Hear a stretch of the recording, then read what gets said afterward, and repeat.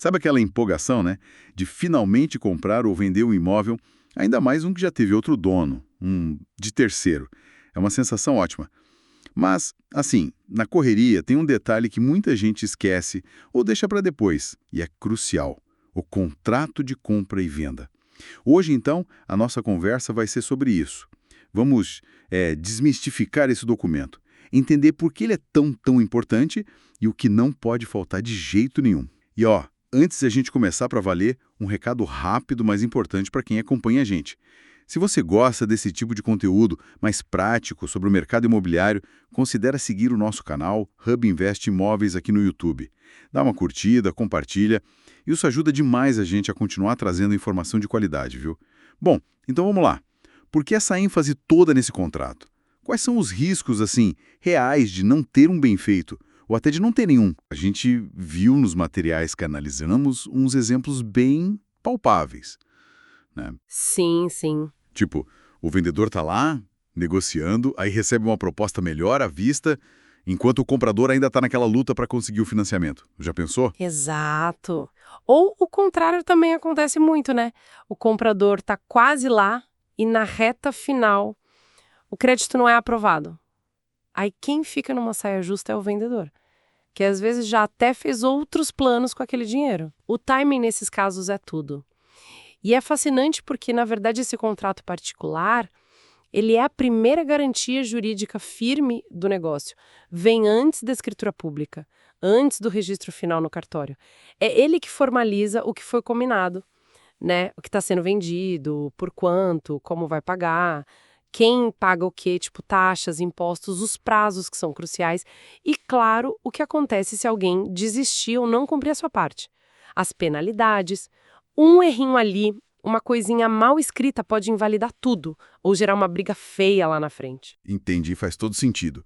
E para ele realmente proteger todo mundo, o que, assim, não pode faltar de jeito nenhum nesse documento? Quais são os pontos-chave? Olha, pensando nos pilares, né? Primeiro, identificar quem está no negócio. Nome completo, CPF, estado civil, endereço, tudo certinho, sem margem para dúvida. Isso define as responsabilidades. Segundo, o que exatamente está sendo vendido? A descrição do imóvel tem que ser assim, perfeita, detalhada, batendo certinho com o que está na matrícula lá no cartório de imóveis, para não ter erros sobre o bem.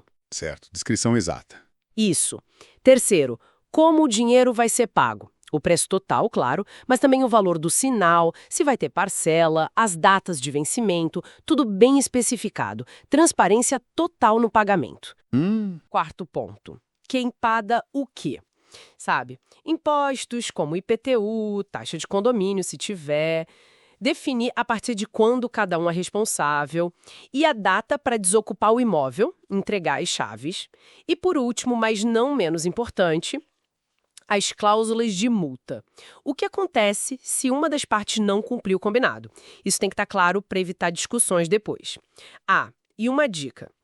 Duas testemunhas assinando junto dá uma força extra para a validade do contrato, viu? Bem interessante isso das testemunhas. Agora, uma dúvida que sempre aparece. Esse contrato particular, ele precisa ir para o cartório, ser registrado, e ele já não é escritura, o documento final? Boa pergunta, essa é clássica. Olha, para valer entre comprador e vendedor, o registro desse contrato particular não é obrigatório por lei, mas é muito recomendável, pelo menos reconhecer firma das assinaturas em cartório ou usar uma assinatura digital com validade jurídica. Isso aumenta bastante a segurança. Ah, tá. Dá mais força, né? Exatamente. Agora, o ponto crucial que muita gente confunde. Esse contrato particular, ele não transfere a propriedade do imóvel. De jeito nenhum. Não transfere. Não. O caminho legal completo certo é, primeiro, faz o contrato particular detalhando todo o acordo. Segundo, com base nele, vai a um tabelionato de notas e faz a escritura pública de compra e venda.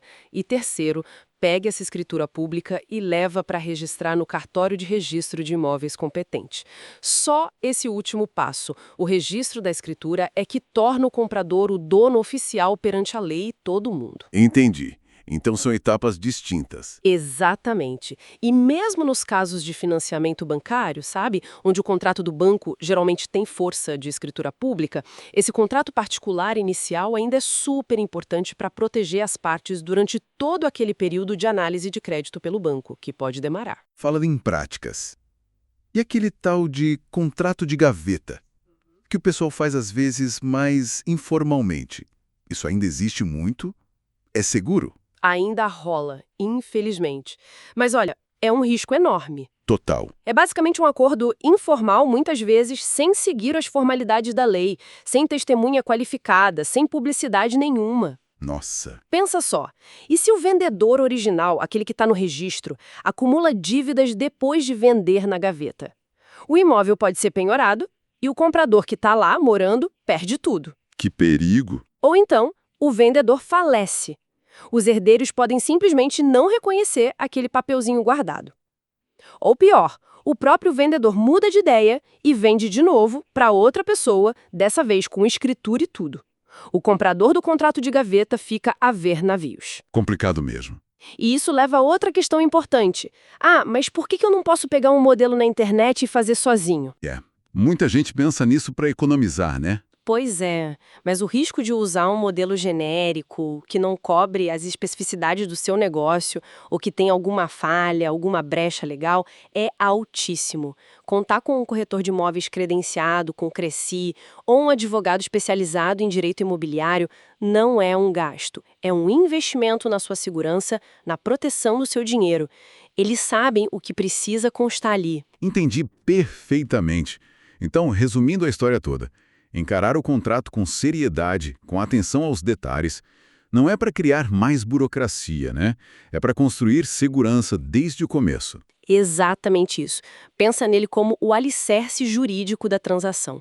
Ele transforma a intenção, a conversa, em um compromisso real, formalizado. Ele previne mal-entendidos, dá um caminho claro se algum problema surgir e, no fim das contas, protege o investimento e a paz de espírito de todo mundo que está envolvido no negócio. Fica muito claro, então, dar a devida atenção ao contrato de compra e venda não é um luxo, é um passo fundamental para ter um negócio imobiliário seguro, sem aquelas surpresas desagradáveis lá na frente. E para quem quiser se aprofundar ainda mais nesse assunto de contratos ou explorar outros temas do mercado imobiliário tipo imóveis da planta, lançamentos, os prontos, financiamento, como investir, imóveis da Caixa, leilões, tem um link direto aqui na descrição do vídeo que leva para o nosso site oficial www.hubinvestimóveis.com.br.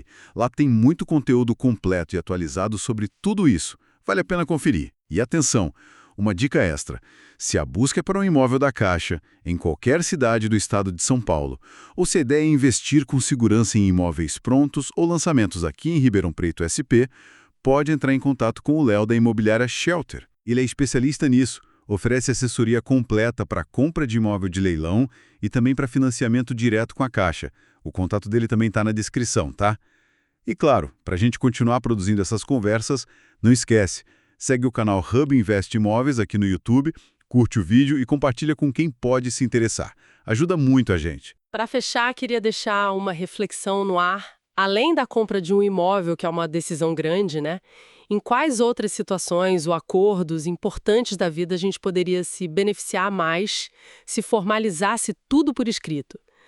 Será que isso traria mais clareza, mais segurança e evitaria alguns conflitos que surgem depois? Fica aí a provocação para pensar.